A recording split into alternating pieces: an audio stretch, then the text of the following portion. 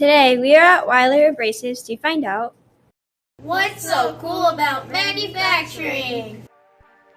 Weiler Abrasives has been making abrasive brushes since 1898. The brushes that Weiler Abrasives makes get used by companies in the automotive industry, piping industry, welding industry, and the woodworking industry. Joseph Weiler started the company in Germany in 1898.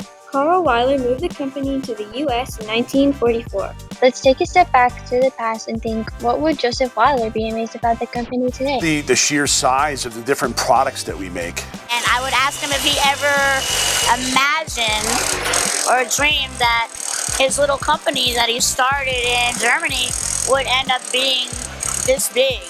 Weiler, they believe in the 3 C's: community, customers, and coworkers.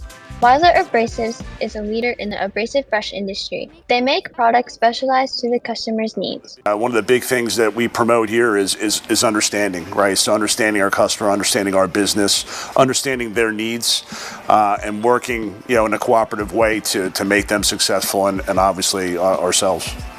Though they are recognized for their innovation, let's see how their workers are safe in their line of work. On the press part of the equipment here, this was all caged in. So it was very difficult for the setup people or the mechanics to work on the piece of equipment. So what we did is we removed that. We installed what is called light curtains and should anybody enter that area, the equipment will automatically shut down. Weiler has been helping the community since they were founded. We do Habitat for Humanity, participate in Relay for Life. We do United Way, Adopt a Family at Christmas time. We also do Adopt a Highway and clean up throughout the community.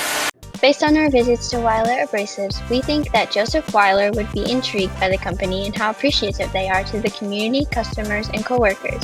And that's what makes Weiler Abrasives a top-of-the-line manufacturer. And that's what's so cool about manufacturing.